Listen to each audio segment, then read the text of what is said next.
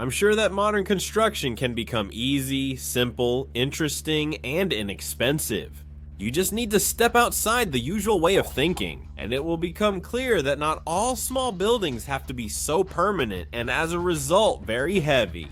This is clearly demonstrated by my project, the $1,000 house, as well as many other structures I have built using an innovative, ultra-simple technology that anyone, even someone far from construction, can easily master. I believe it's time to tell how it all began and how I came to all of this. Songs by Yasha Kosiak. Let's review construction solutions step by step. Hello everyone. Gradually, making barrel saunas started to become a routine. I was getting tired of the monotonous work, there really weren't many orders, and my plans to launch real mass production with hired labor were starting to fall apart. The good thing was that with this so-called business, I was able to earn enough to feed my family. In other words, we wouldn't starve, and that was reassuring, but I wasn't confident that we would ever live decently again, at least like we did during the final days of our small furniture business in the 2000s. For example, to be able to take my family on a trip to the south, orders for saunas would have to increase at least 2 or 3 times for that.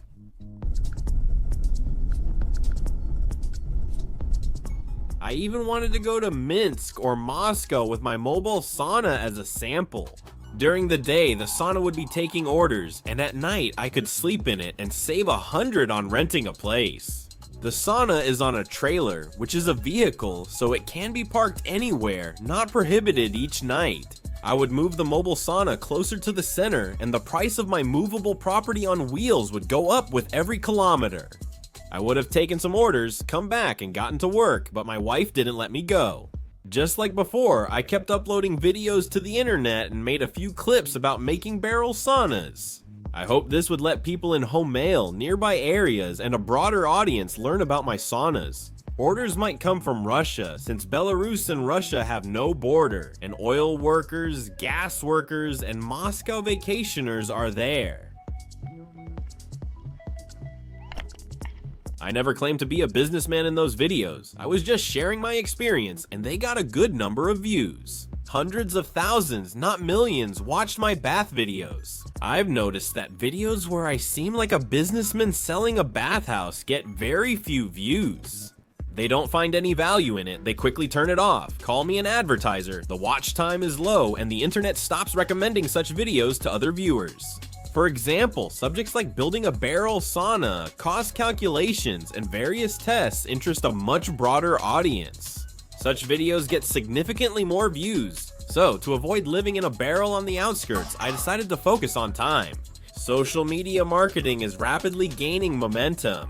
The plan was that a viewer interested in saunas would come across my video where I, for example, build a barrel sauna and calculate its cost price and see the amount of work I do.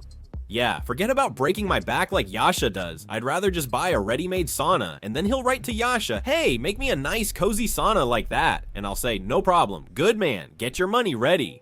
For me. Indeed, pretty soon a lot of people started writing, but the vast majority were interested in how to make it even cheaper. How can you make special boards at home and prepare homemade paint for a sauna instead of buying it? Most of the messages came from Russia, Ukraine, Kazakhstan, and my native Belarus. Foreigners usually didn't ask questions and just showed respect, but there were also some very serious business proposals. For example, someone urgently requested 160 barrel saunas on Lake Baikal. Yasha, deliver and install them right away, and after installation we'll pay you fully even with a bonus.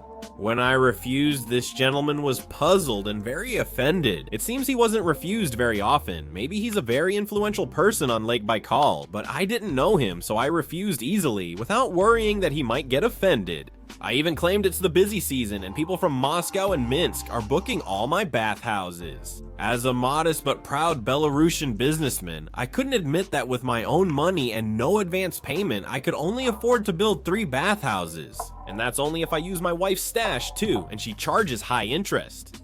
There were other similar offers coming from Russia too. That's what a common customs area means. I hesitated to accept such offers because I lacked extra funds and sensed something was off. People who acted like oligarchs were oddly relying on my modest finances. I even had to deliberately wear more ragged clothes in my videos so people wouldn't count too much on my finances. But it didn't help. Dubious offers kept coming in even from the comments. I realized that even though the Scandinavian barrel was still a novelty in our post-Soviet region at that time, our craftsmen had already managed to tarnish its reputation. It's hard to convince someone to buy this sauna when their friend's similar one now makes him freeze instead of warm up. The barrel sauna was quickly ruined by our East Slavic slapdash approach, while in foreign videos the reviews of such saunas were excellent. As the saying goes, what's good for a Scandinavian is a flaw for an East Slavic, which is more accurate than just saying Russian. Both Belarusians and Ukrainians made equal mistakes. Basically, it's a similar situation with cars. If you spent your whole life driving a Zhiguli or a Tavraya, you might be under the illusion that the entire global car industry is just like that. And there's also Belgium after all, so not all barrel saunas are bad. It's just perfect as a gift. My friend Valentin was all for the sauna being mobile, but definitely not in the shape of an enemy Scandinavian barrel. When Valentin was steaming in my sauna, it was obvious that he really liked it, but his dislike of foreign influences didn't let him fully relax. It was easy to feel. Valentin's friend's sauna is made from lafette. Lafette is a type of lumber that is a log sawn flat on two opposite sides, resembling a thick board or a half beam. To achieve sufficient structural strength, the walls of Valentin's sauna are much thicker, so the whole sauna is much heavier than my mobile barrel sauna. The trailer for my friend's sauna is a slightly modernized version of a trailer for a kvass or beer barrel from Soviet times.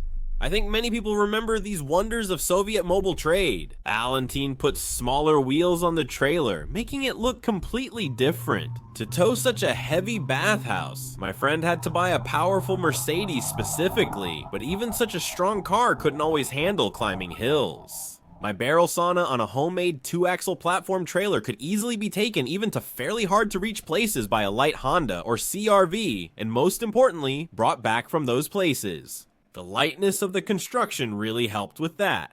I also realized the store-bought doors I used in my saunas were the main source of complaints. This is what our careless craftsmen are capable of turning the greatest and simplest invention of mankind, the door, into. But that's no reason to give up on doors, so I started thinking about equipping my saunas with my own doors.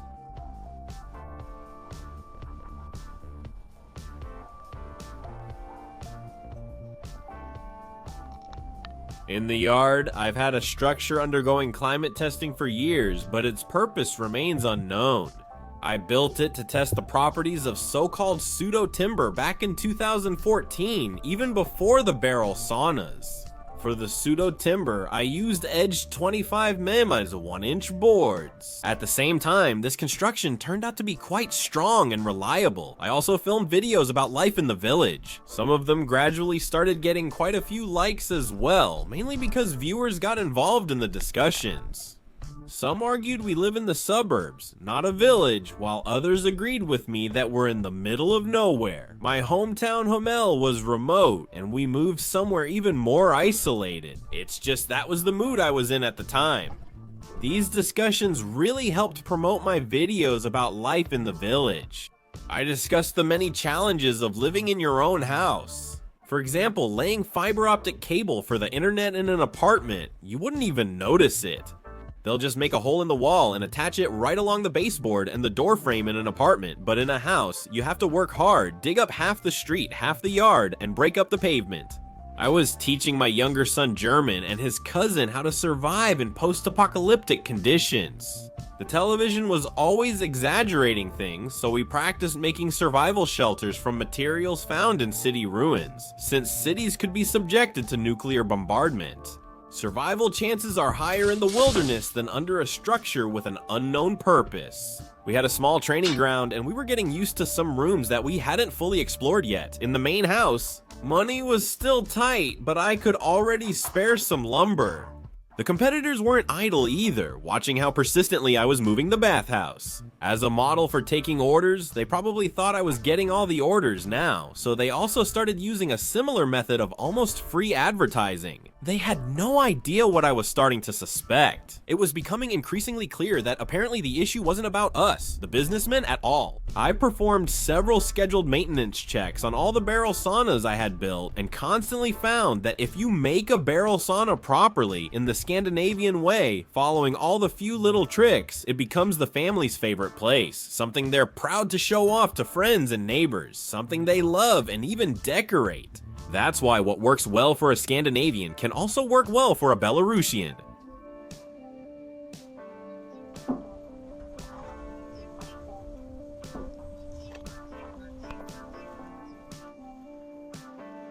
I started getting orders not only because of the mobile sauna sample, but also thanks to word of mouth, but there still weren't many, and I was able to handle almost all the work by myself. I only included my eldest son Mark in the assembly. When someone ordered a sauna with my homemade stove made from used metal profiles, I had my younger son Herman help with fire tests.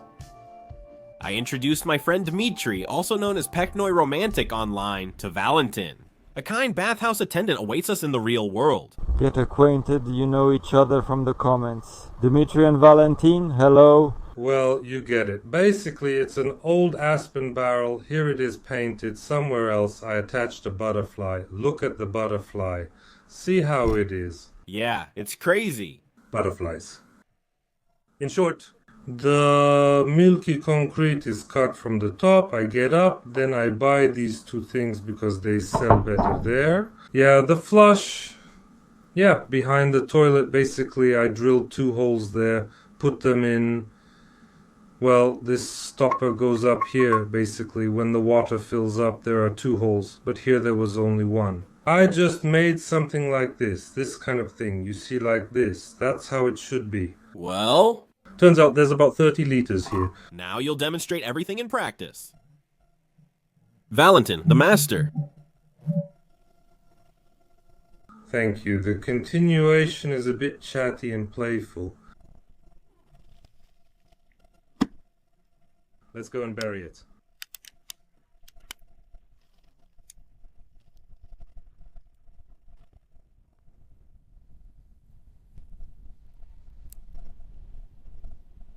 When it supposedly heats up, it releases targeted rooms, you know, the ones with demons. It was during that visit to my friend Valentin that I realized he is like a collective image of the modern Belarusian, or maybe even a collective image of a representative of the entire post-Soviet space. This is a new do-it-yourself society that no longer wants to just buy ready-made things. There can be different reasons for this.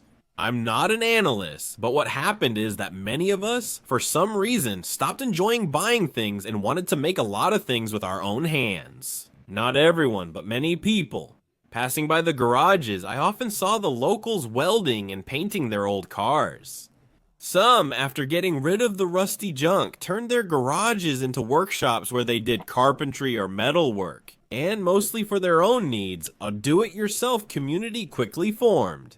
Or maybe that's just how it seemed to me. Kids notice other kids, pregnant women, other pregnant women, stroller users notice each other, drunks spot other drunks, and DIYers recognize fellow DIYers. I didn't rule that out and was starting to feel like a DIYer myself. For some reason, it's weak. People buy my saunas, but I'm unsure if I should post videos online.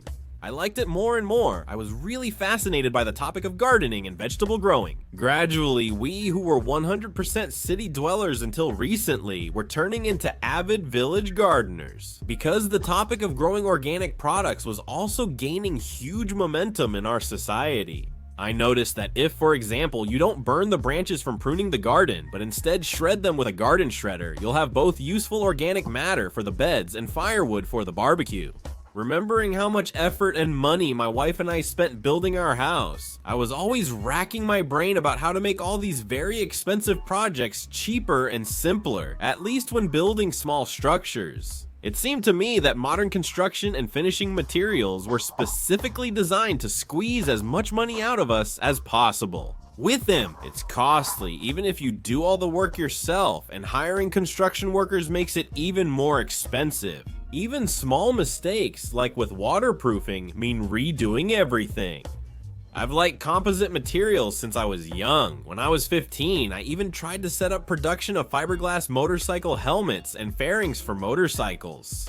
Even then, I knew about false molding and matrices. At that time, I had a tough choice: become a cooperator and possibly a new Belarusian businessman, or keep studying at school and then university. My parents insisted that education is still the way to go. So, when it came to renovating the porch, I decided to use a homemade composite material based on plywood, epoxy resin, and fiberglass. Plywood turned out to be the weak link in this composite, and this kind of porch filling didn't last long.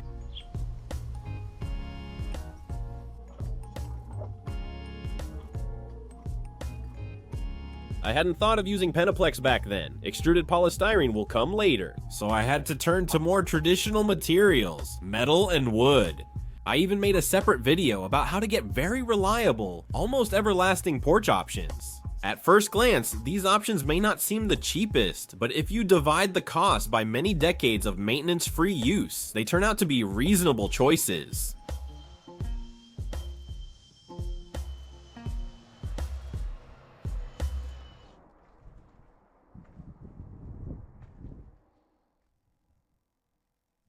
My friend Valentin continued to actively experiment in more traditional bathhouse construction, and he also tried to apply innovations there based on his own views. It was from Valentin that I quickly learned that you can build cheaply, and even extremely cheaply. For example, my friend actively monitored price trends in private ads, and he managed to acquire many things very cheaply, or even for free. When my friend showed me around his property, I was amazed at how cheaply he managed to buy various construction or finishing materials for his new projects. That's all, until we meet again, until we meet again, until we meet again. Until we meet again, until we meet again, until we meet again.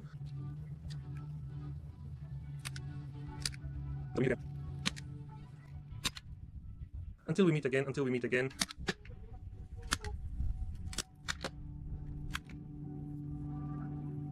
Until we meet again, until we meet again, until we meet again.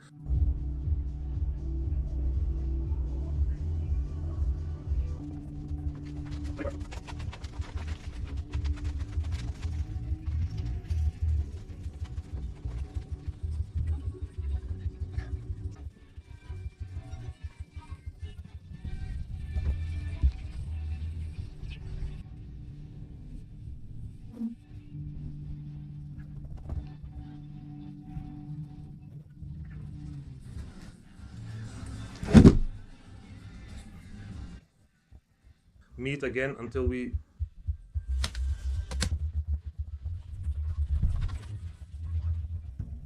Until we meet again, until we meet again, until we meet again, until we meet again, until we meet again, until we meet again, until we meet again in peace, until we meet again, until we meet again. Spring, France, Fractor. Yes, my stove will be made of stainless steel, food grade. That is homemade. Yes, well, it will be homemade. Yes, some things were bought through ads from participants' listings. Some things we already had, based on the principle of the famous stove, the well-known one, where the heater will be, everything inside is stainless steel. The heater will be, accordingly, from our famous Leider beer. The heater will be made from a keg, and the outer walls will be made of food-grade stainless steel. It used to serve basically as a fuel tank 50-50. And there will be a panoramic glass welded in, surrounded by bricks, usually our bricks, whichever is our best brick. Vitebsky. Oh, Vitebsky, yes. With regular beautiful bricks, it will be a good heat accumulator. They will be attached to the log walls, which allow this, and hung so the viewing glass is at eye level by the bench. When you're lying in the sauna, so you can just stare at the fire for half an hour and relax, something like that. And how much, I'm curious, did you decide to spend on this whole sauna? I'd like to know. It's better to say in monetary terms. Well, in money, not more than not more. Our 3,000 Belarusian rubles. No, United States dollar, United States dollar, United States dollar. Yes, no. For 3,000 Belarusian rubles, it's impossible. Well, actually, of course. $3,000 covers a 4x4 canopy for the bathhouse. Right, approximately, yes, with dimensions 4x4. But that doesn't include your labor, right? Doesn't include, of course, the labor. Well, the work is a pleasure, so that's how it is, and there will be more of it. Like the pool, which now also costs a huge amount of money. Such a pool, now the pool. This service includes the pool. The spa complex includes full access to the pool, steaming area, relaxation area, plunge pool, and various steaming modes, all for 3,000. Russian, Finnish, which one? Of course, Russian, yes, Russian. And only lying down, not sitting, only lying down. The biggest one-time investment is the log house. It's the log house and lumber, that's all. Some things were just lying around, like the foundation, which cost almost nothing, just 10 rubles. Our Belarusian ones cost about the same as a bag of cement. And you could get sand from the river there when everyone was walking their dogs. I believe that my friend Valentin's experience had a strong influence on me. Gradually, I realized that it was time to stop always going against the current, literally forcing a product that the new society didn't need. For example, from these fiberglass molds of mine, you always end up with fairly expensive fiberglass boats. Even though I used a number of cost-cutting solutions when making them.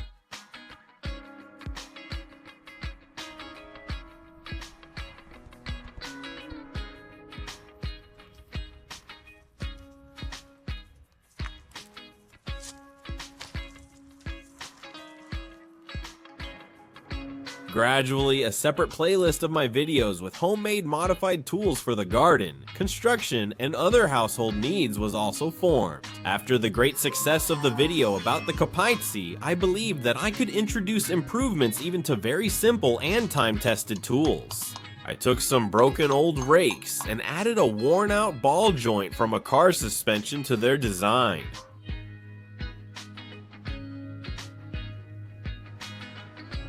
Very quickly, I ended up with 3D rakes that boast significantly better raking ability, and working with them is much more pleasant.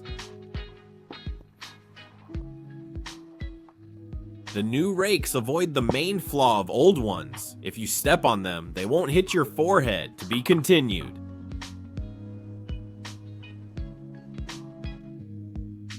I usually don't throw away old car parts. Editor?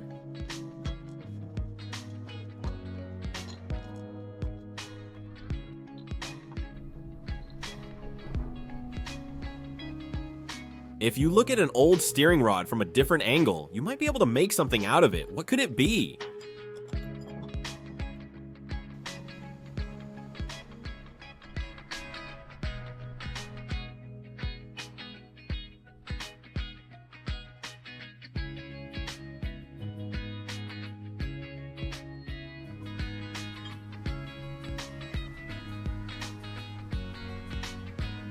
The rest of the car brake pad bases seem like they were made to be given a new life. There's even sharpening on one side. I couldn't fall behind my younger son with post-apocalypse survival lessons, and as part of another course, we learned how to make this tool in a post-apocalyptic setting. Plenty of spare parts will remain, but few people will be there.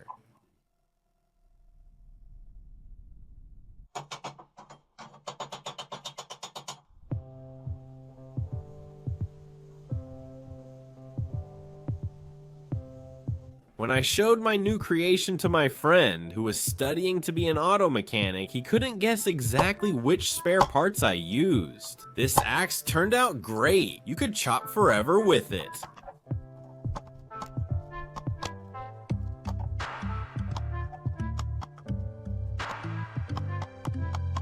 After my homemade sauna stoves made from used profiles became popular, I kept experimenting with new designs.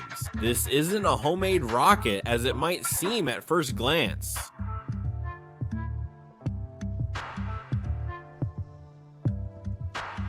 It's a chimney convector with an adjustable heat output vector. Once my car broke down and I had to take a minibus. And suddenly I clearly saw my new customers. Everyone, young and old, looked at their smartphones, books, or newspapers. Jokes about grandpa struggling to swipe on a smartphone already felt distant. Elderly youth now use phones better than teens. Social networks and video sites have replaced both entrance benches and television. The world needs content. After another meeting with Valentin, I suddenly had an idea and I decided to start a project that this time I won't try to sell.